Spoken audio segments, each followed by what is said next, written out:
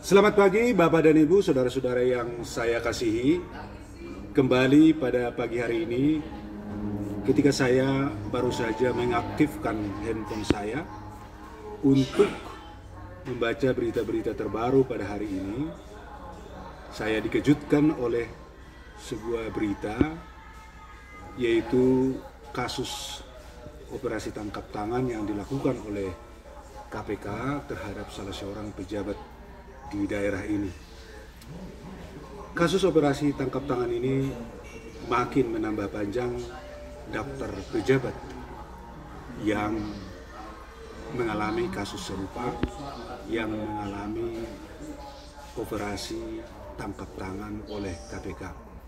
Itu mengindikasikan bahwa para pelaku korupsi masih merajalela, masih ada di sekitar kita hingga saat ini. Bapak dan Ibu, saudara-saudara yang saya kasihi, kasus ini mengingatkan saya kepada sebuah cerita bagaimana seseorang dengan berketeguhan hati tidak tergoda oleh rupa-rupa tawaran, termasuklah uang yang menggiurkan itu. Ceritanya begini Bapak dan Ibu, saudara-saudara yang saya muliakan. Pada suatu hari salah seorang perampok bank datang ke rumah salah seorang pelayan muda gereja yang tujuannya adalah untuk menitipkan uang hasil rampokannya, karena dia berpikir kalau dia menitipkan uang itu di rumah pelayan gereja itu,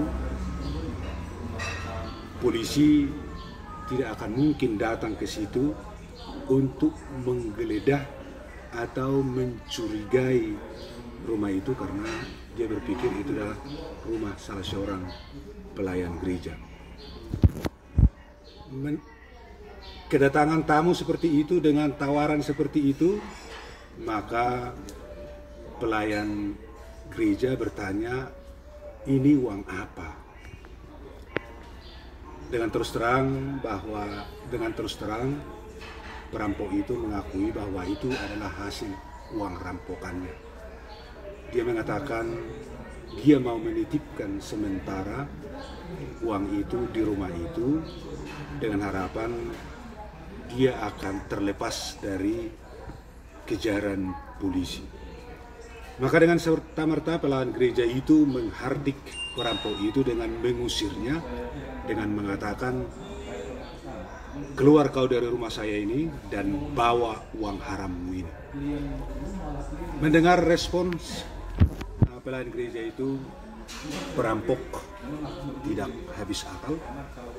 Dia menawarkan 10% hasil rampokannya kepada pelayan gereja itu sebagai imbalan atas dititipkannya hasil rampokannya di situ.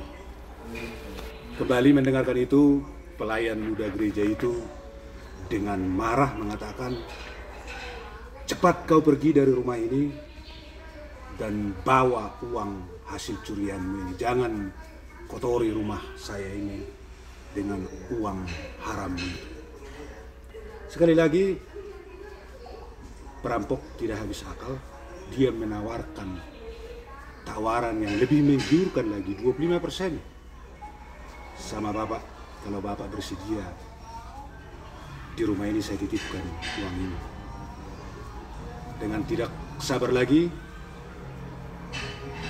pelayan gereja mengambil air panas untuk menyiramkannya, maksudnya kepada perampok itu. Dan dengan melihat pelayan gereja membawa air panas, kembali sekali lagi perampok itu meningkatkan tawarannya menjadi 50%. Saya pikir Bapak dan Ibu, saudara-saudara yang saya muliakan, secara manusiawi barangkali itu akan merobohkan kekokohan integritas kita atas tawaran yang menggiurkan itu. Tapi terakhir pelayan gereja itu dengan tidak sabar mau menuangkan air panas itu dengan berkata, cepat kau pergi dari rumah ini sebelum air panas ini saya siramkan ke mukamu. Cepat kau keluar dari rumah ini sebelum hargaku kau penuhi. Maka dengan serta-merta, dengan segera perampok itu pergi meninggalkan rumah pelayan itu. Hargaku, itulah kata kunci dalam cerita ini. Bapak dan Ibu, saudara-saudara sekalian, barangkali kalau perampok itu menawarkan 75% dari hasil rampokannya kepada pelayan gereja itu, bisa saja harga itu sudah memenuhi harga dari pelayan gereja itu. Bisa saja harga 75%, nilai 70% itu sudah sampai pada titik yang sanggup merobohkan integritas, kekokohan dari pelayan gereja. Itulah yang disebut harga. Oleh karena itu, Bapak dan Ibu, saudara-saudara sekalian, keputusan yang diambil oleh pelayan gereja itu sudah tepat sebelum perampok itu dapat memenuhi quote-unquote harga dari pelayan gereja itu. Bapak dan Ibu, saudara-saudara yang saya muliakan, mari kita kokohkan jati diri kita. Mari kita kokohkan integritas kita, agar integritas kita berdiri kokoh terhadap godaan, terhadap rayuan, terhadap ajakan rupa-rupa kejahatan dunia ini. Saya Albiner Segian pada pagi hari ini menyampaikan cerita bernas ini kepada Bapak dan Ibu, saudara-saudara sekalian, dari kota Siborong-Borong, kota ombus-ombus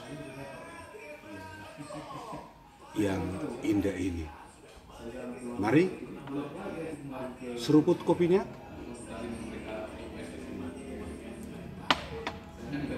Albiner Segian, hidup untuk kebaikan.